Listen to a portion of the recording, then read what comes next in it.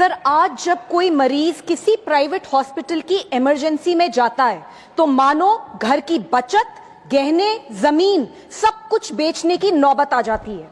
आप हॉस्पिटल के अंदर जाइए, बेड्स की कैटेगरी देखिए, डिलक्स, प्रीमियम, स्वीट, इनका रूम रेंट कई बार 5 स्टार होटल से भी ज्यादा होता है। आपसे पहला सवाल पूछा जाता है, इंश्योरेंस है? जैसे ही जवाब हाँ होता है, मीटर चालू हो जाता है।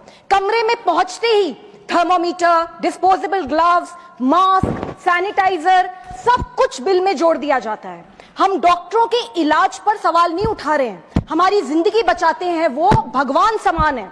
डायग्नोस्टिक टेस्ट बिल्कुल जरूरी हो सकते हैं, लेकिन कई बार हॉस्पिटल्स के दबाव में बढ़ा चढ़ाकर लिखे जाते हैं।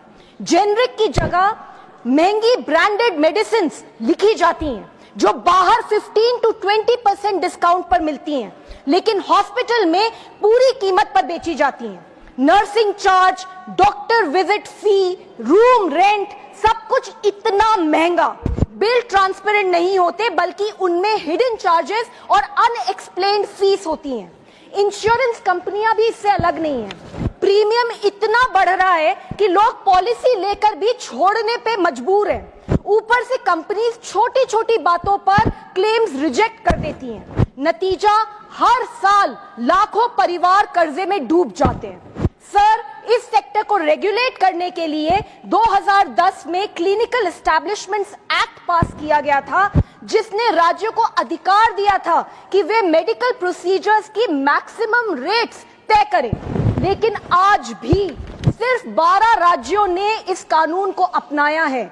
यहां तक कि देश की राजधानी दिल्ली ने भी ये कानून नहीं अपनाया।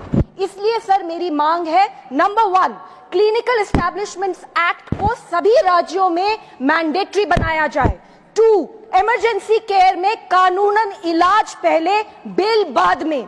3, हॉस्पिटल्स में ट्रांसपेरेंट एंड रीजनेबल बिलिंग होनी चाहिए। नंबर 4, इंश्योरेंस प्रीमियम हाइक्स पर सख्त निगरानी हो।